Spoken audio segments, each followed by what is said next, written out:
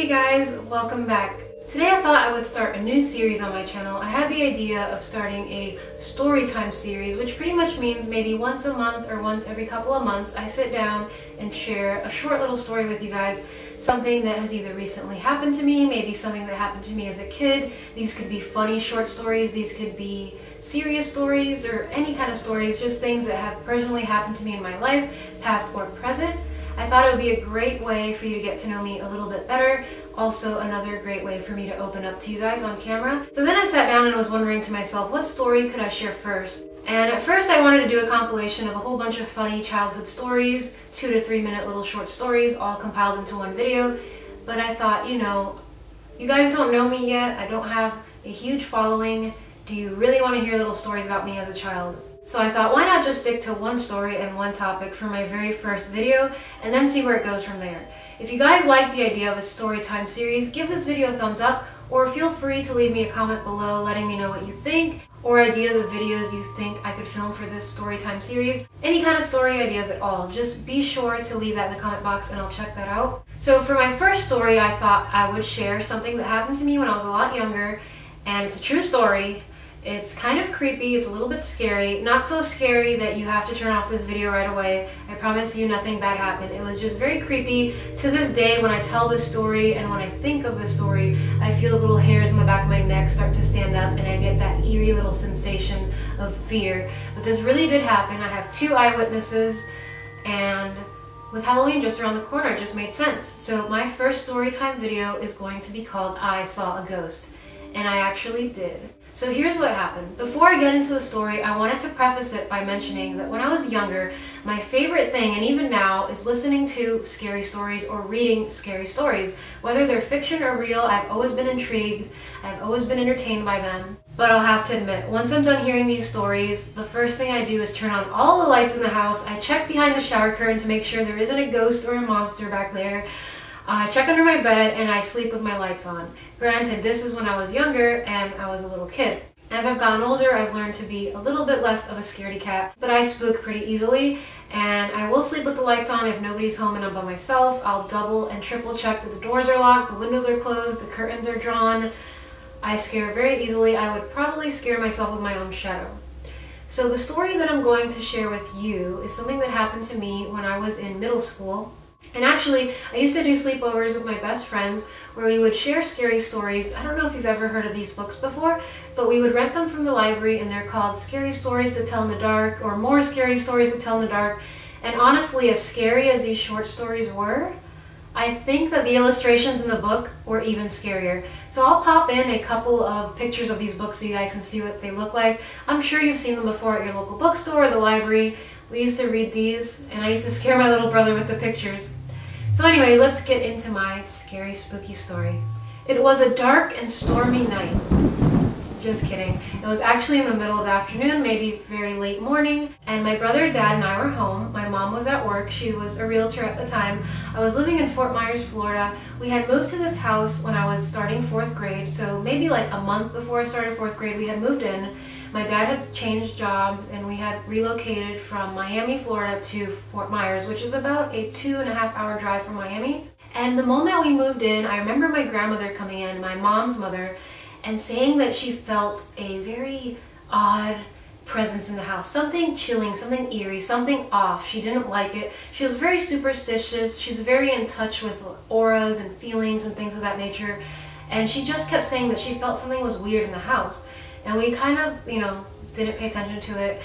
And I don't know how long we were living in that house. I do know that we only lived in Fort Myers and in that house for 2 years, and we moved to Fort Lauderdale because my dad got a job in Fort Lauderdale, and I lived in Fort Lauderdale all the way through college. But while we were in Fort Myers in that house, I remember one day my mom was at work and my brother, dad, and I were sitting on the couch, kind of like the view you're getting from the camera. We were sitting here, and where the camera is in front of me is where we saw this ghost. So basically, we're in this family room on the couch. We have our TV and our Nintendo set up over here. There's a door over here where you go out to the backyard. Behind us is a whole bunch of windows. And then in front of us is an opening. There isn't a door, it's just an opening that's framed that leads into the dining room, and then if you continue forward, you have your living room, the fancy area with the couches where you greet your guests when they first come in. You sit and have your tea and coffee. So you see all of that as you look ahead. And if you go a little bit further in front of you and turn to the right, you would find the kitchen. So we're all sitting here. I don't remember if we were playing video games or watching TV. I was probably about 10 years old, so my brother was 2. And I believe my brother was on the floor playing with some Legos. I was on the couch and my dad was here. And all of a sudden, I look up, and in front of us, between where the living room was and the dining room, there's kind of like a hallway, I guess, because it's all open. But just imagine like a hallway kind of. And all of a sudden my mom is walking in front of us. And I'm literally getting goosebumps as I tell this. So anyways, she's walking and she's in profile, so she's walking this way. And I'm seeing her, I'm like, Mom, thinking, oh, she came home early, yay, you know, she's not at work all day because it was a Saturday. And she turns and looks at us dead in the eye, faces forward, and then keeps walking. So my dad's like, oh, Mom's home. So we get up and we continue down that hallway past the kitchen, because as you pass down that hallway into the kitchen is the garage on this side, and then more forward is my parents' master bedroom. Our bedrooms, my brothers and I, were on that side with the other bathroom. So we follow her. She's not in the room, she's not in the bathroom, she's not in the kitchen. We even checked the garage. She was nowhere to be found. We looked everywhere. And my dad saw her, my brother saw her, and I definitely saw her. So once we searched the house top to bottom, we searched the backyard, the front yard, her car was not there. We called her at work and she answered. She didn't come home. To this day, we don't know what the heck we saw. All I know is every time I tell this story, from the tips of my toes to the top of my head, all the little hairs on my body stand up. I feel cold and completely creeped out. And if I ask my dad about this, he will not utter a word. He doesn't want to talk about it. He changes the subject instantly. He doesn't believe in ghosts and he doesn't like scary movies. He saw what I saw. And my brother was very young. He was only 2 years old, so I don't know if he remembers. I do tell him about this story, and I think he vaguely remembers it, but again, he was only 2 years old. And then there were 2 other scary incidents in that house. Luckily, nothing bad happened to us. But this feeling, this creepy feeling, is enough to not want to live there anymore. I'm so glad we didn't live there for long.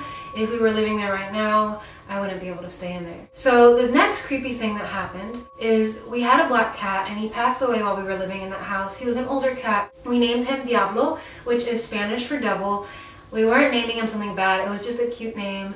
And my brother couldn't say Diablo, so he would say Blablo. And when he passed away, we were really sad. And I remember a couple months later, I was sleeping in my bed and I had like a little stereo set up on, I guess it would be on this side of the bed towards the wall, and my bookshelf. And I remember waking up one night, as we all do sometimes, we wake up in the middle of the night. And at that time when I was younger, I used to only sleep with the light on. I would never turn the light off until, I think, embarrassingly enough, I don't think I turned off my light at night until I reached 8th grade. So this was 4th grade and I would sleep with the light on all the time because I was such a scaredy cat. But I woke up in the middle of the night and I saw like this little black fuzzy thing, because I wear contacts or glasses and I can't see very well things that are far. And I saw this little black fuzzy thing. I put my glasses on and it was Diablo, the cat. He was in my room. He had passed away 5 months ago, but the cat was there. And I remember getting like really spooked out. I called for my mom. She came in and the cat wasn't there anymore. It wasn't under the bed. It wasn't under my little table. I never saw it again, but that was really weird. I don't think that I dreamed it. It felt very real. I remember putting my glasses on. And then the third thing that happened that was probably the scariest one of all is that my brother, before he was 2 years old, he was probably almost 1 when we moved into that house, so he was, you know, very little. And he slept in a crib that had the little pull-up fence thing where you had to like pull it down to get the baby out of it.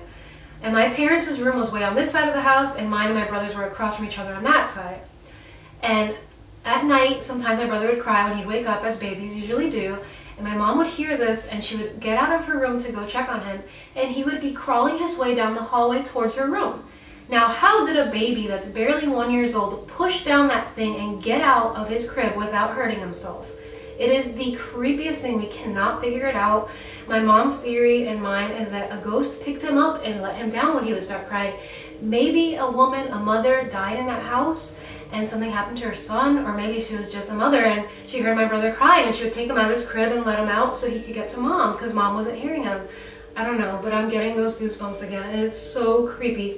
And the fact that my grandmother felt those like premonitions, or not so much premonitions, but those weird feelings in that house, she's never felt that in any of our other houses. And then the last thing that I remember doing, probably towards the end of 4th grade before we moved, I remember my cousin came over and we were really into like learning about witches and spells and casting ghosts away. And we rented a book from the library that told us if you poured salt all around the perimeter of your house, no evil could enter. So I remember getting a huge thing of salt with my cousin. We divided it up into 2 little buckets and we went halfway around the house and met each other around the back and spread salt all over the house. I didn't see any more ghostly things or scary sounds or anything like that after we did it. I don't know if that worked or not. Very vivid memory that I have. I was probably about 10 years old and she was 8 because she was 2 years younger than me. So that's it for my scary story, for my first story time session. I hope you guys enjoyed this video. It was fun to talk to you guys like this, and I hope I didn't spook you guys out too much. I know I spooked myself going over those stories again, but I did have fun sharing it. If you guys want to hear any other short stories from my past or present, let me know in the comment box below, or give this video a thumbs up so I know to film more of them. I'm thinking of doing a funny childhood stories session where I kind of go over a couple of funny little things I remember from when I was little. Maybe I can have some funny things happen to me now that I can talk about. I don't know, just give me some suggestions or ideas for future storytime videos, and I will see you guys next time. Thanks for watching.